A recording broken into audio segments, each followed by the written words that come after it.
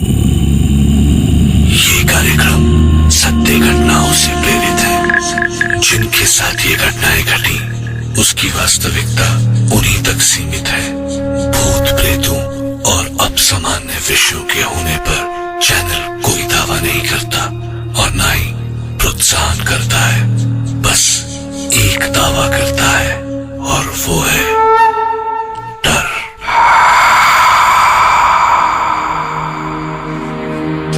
क्या आप कभी भीड़ में कुछ पलों के लिए किसी अपने से बिछड़े हैं? कैसा महसूस होता है? पर अगर कोई जिंदगी से ही बिछड़ जाए तो?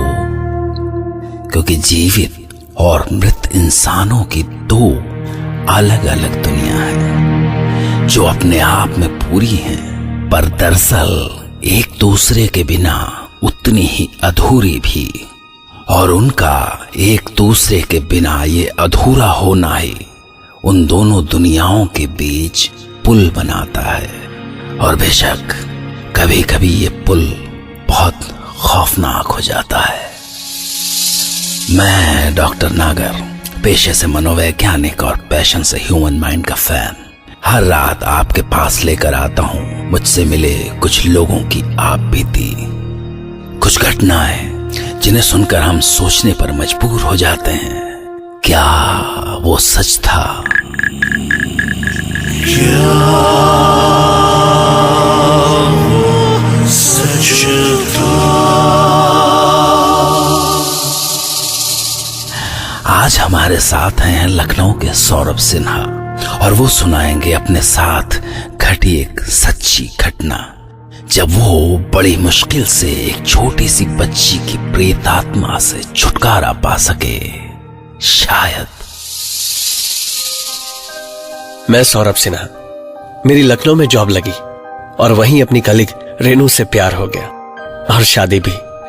पर हम 7 साल में किराए का घर बदल बदल के परेशान हो गए थे। सो हमने लोन करा के एक सुंदर सा 2 बेडरूम हॉल का फ्लैट खरीद लिया।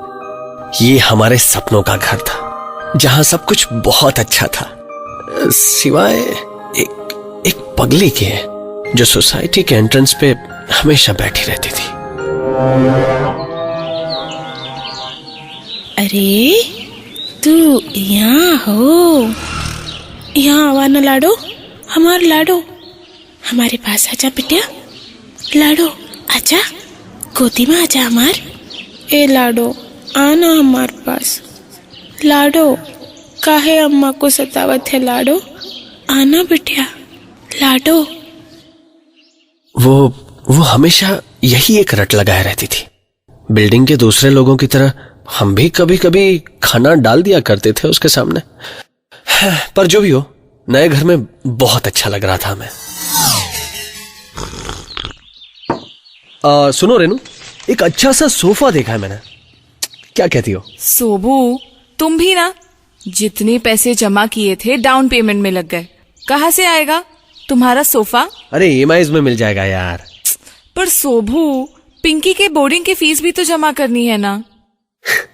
बस ऐसे ही छोटी छोटी खींचतान में बहुत प्यारी लाइफ चल रही थी हमारी। लेकिन एक दिन रेनू मुझसे बोली, सोबू मैं कुछ कहूँ तो तुम डांटोगे तो नहीं ना? अरे नहीं, बोलना। क्या मैं तुझे हमेशा डांटता रहता हूँ? नहीं, थोड़ी अजीब सी बात है ना, इसलिए। अब बोल भी दे यार। एक्चुअली मुझे ना रात में किसी बच्चे की रोने की आवाज सुनाई देती है। क्या बोल रही हो?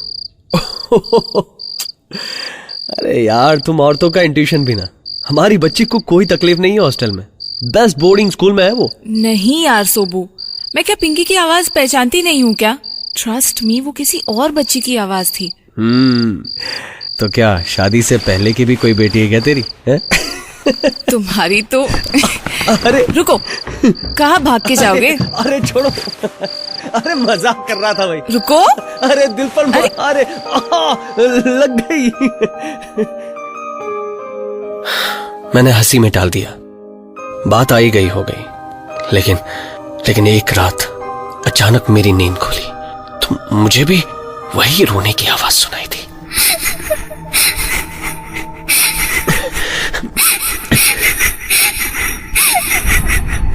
मैं झटके से बिस्तर से उठ गया। मैंने रेनू को डिस्टर्ब नहीं किया, चुपचाप उठ के दरवाजा खोला और बाहर गैलरी में इधर उधर देखा। ये आवाज कहां से आ रही है, पर कहीं कुछ नहीं मिला, तो वापस लौट आया।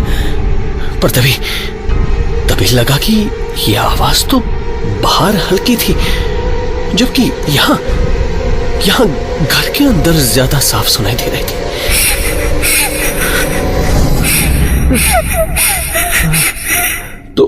तो रेनू सही कह रही थी। मैंने अंदर जाकर रेनू को जगाया। रेनू उठो, रेनू। क्या सोबू, सोने दो ना, कल सुबह ऑफिस जाना है। रेनू देख, सुन, वही आवाज आ रही है। हा? कौन सी? तुम्हें भी सुनाई दी? हाँ। यही तो मैं कह रही थी, कहाँ से आती होगी ये आवाज सोबू? तुम डरना मत। एक बात बताऊं? क्या?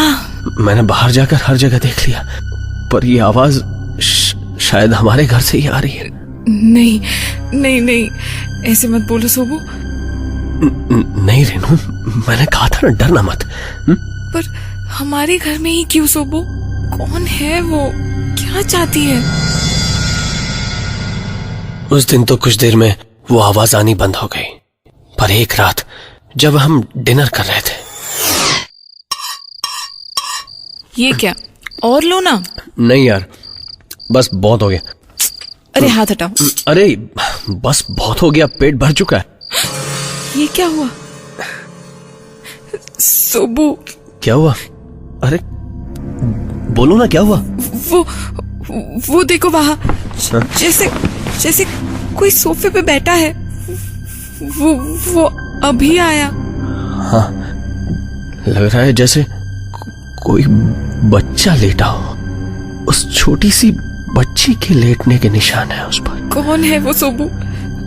अब तो हमारे घर में हमारे सामने घूमती है। मुझे नहीं रहना इस घर में। स्टॉप यार, कहाँ जाएंगे हम? अरे इस घर का क्या करेंगे? रेनू, हमारी हालत ऐसी नहीं है कि हम दूसरा घर किराए पे भी ले पाए। समझने की कोशिश करो रेनू। फिर एक संडे को मैं ऐसे ही बालकनी में बैठा हुआ था।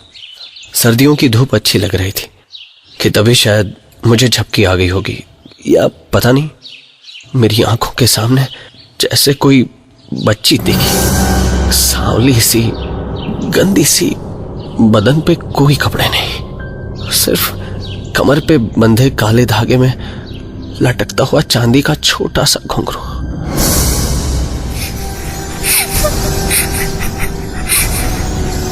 अम्मा, अम्मा, अम्मा, अम्मा। सोबू, क्या हुआ सोबू? सोबू क्या हुआ? कुछ नहीं, कुछ नहीं। तुम इतना हाफ क्यों रहे हो? और ये पसीना, तबीयत तो ठीक है ना? टेल मी सोबू। इट्स ओके, ऐसी कोई बात नहीं है।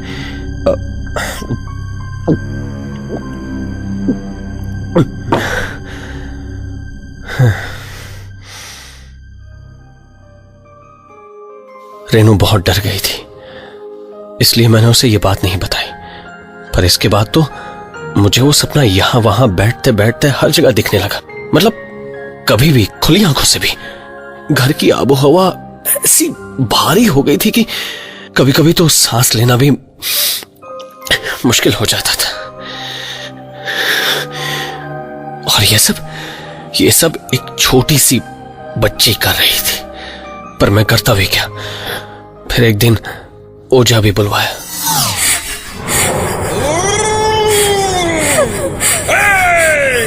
लौट जा इस घर से। छोड़ दे इस घर को, छोड़ दे। चली जा, नहीं तो बंद करके पेटी में डाल दूंगा। पर कोई फायदा नहीं हुआ। एक दो दिन की राहत, उसके बाद उसके बाद फिर वही सब शुरू हो गया। हार कर मैंने रेनू को कुछ दिन के लिए उसकी माँ के पास भेज दिया। फिर एक रात कुछ आवाज आई। मैं भागकर रूम से बाहर गया और आज मैं पहली बार उसे साफ साफ देख रहा था। और आज इस बार रोने की आवाज नहीं थी। वो बच्ची जैसे अपने छोटे छोटे पैरों से वो खुशी से मेरे घर से भागकर चली गई।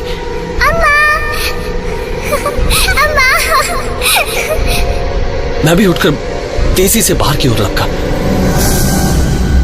पर मैंने बाहर जो देखा था वो देखकर यकीन नहीं हुआ। वो पगली औरत गैलरी के एक कोने में अपने हाथ फैलाए उस छोटी सी बच्ची को बुला रही थी। यहाँ आओ हमारी लाडो बिटिया, अम्मा के पास आओ। मेरी प्यारी बिटिया, लाडो बिटिया, आजा अम्मा के पास। मेरी प्यारी बिटिया। और वो बच्ची भागती हुई गई और उसकी गोद में समा गई। ये कोई सपना तो नहीं था। वो पगली एक जिंदा औरत उस बच्चे को गोद में कैसे उठा सकती थी? लाडो बिटिया, मेरी प्यारी बिटिया। और फिर वो सीढ़ियों से सीधी ऊपर चली गई। जाने क्यों, पर उस रात मुझे बहुत चैन की नींद आई। बहुत दिनों बाद मैं चैन से सोया, और जब मैं सुबह उठा तो नीचे से लोगों की आवाजें आ रही थी। मैं नीचे उतरा और उस भीड़ के बीच रास्ता बनाकर आगे बढ़ा तो सामने वो पगली औरत पड़ी थी, बिल्कुल शांत।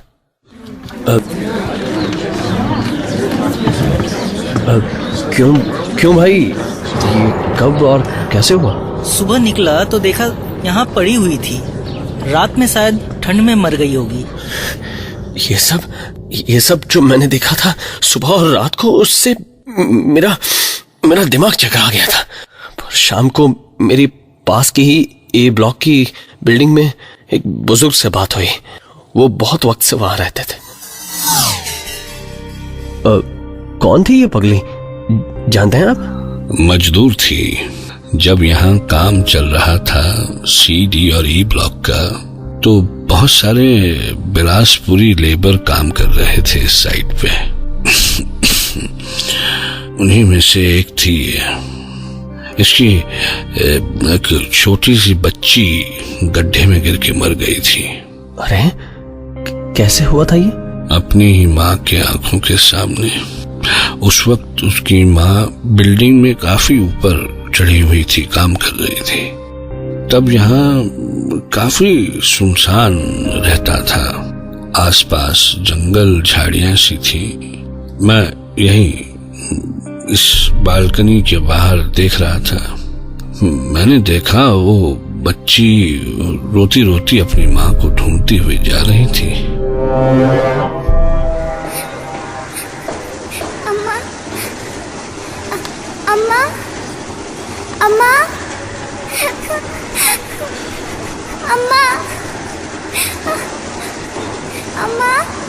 तभी वो अचानक गड्ढे की ओर मुड़ गई। मैं चिल्लाया, अरे कोई है उधर? अरे वो बच्ची गिर जाएगी। पर दूसरी ओर चूंकि काम चल रहा था कंस्ट्रक्शन का, तो किसी को मेरी आवाज सुनाई भी नहीं दी। पता नहीं क्यों, पर वो एकदम से गड्ढे के पास आ गई। मुझे समझ में नहीं आया कि मैं क्या करूं क्या ना करूं। मैं एक बार फिर से चिल्लाया, अरे रुक जाओ, रुको। पर वो तो बढ़ती ही जा रही थी। अम्मा। तभी उसका पांव फिसला और वो गड्ढे में जा गिरी। काफी पानी था उस गड्ढे में। मैं भागा, पर जब तक सीढ़ियों से नीचे उतरकर वहां तक पहुंचता, तब तक कुछ मजदूर पहुंच गए थे। लाडो, लाडो, अरे कोई बचा लो अपनी बिटिया को। लाडो, लाडो, लाडो, अम्मा आ रही है। लाडो, लाडो, कोई बचा लो बिटिया को। कोई बचा लो हमारी बिटिया को। लाडो, लाडो। अरे रस्सी डाल, वहां से। कस के पकड़ा। हाली कर। अरे उतना हिलता ही नहीं। यहाँ लेटाए दो। पर जब तक उस बच्ची को निकाला तब तक वो बच्ची मर चुकी थी। हाय रे लाडो, मेरी बिटिया, मेरी लाडो बिटिया, कोई नहीं बचाया उससे। लाडो बिटिया। और आखिरकार उस पगली को उसकी बच्ची लाडो मिल ही गई। पर सच मानिए, अभी भी ठीक से यकीन नहीं होता कि क्या वो सच था। ये सब सोच के ही हैरत होती है। एक मन कहता है कि इस पर यकीन करो और दूसरा इनकार कर देता है। पर सवाल है कि उस बच्ची की आत्मा सौरभ के ही घर में क्यों आई? वहां तो बहुत सारे फ्लैट्स थे, कई सारी फैमिलीज होंगी, कहीं भी जा सकती थी वो। तो क्या वो अपनी मुक्ति के लिए सौरभ से ही उम्मीद लगाकर बैठी थी? क्यों? कोई जवाब नहीं है। क्या वो सच था? क्या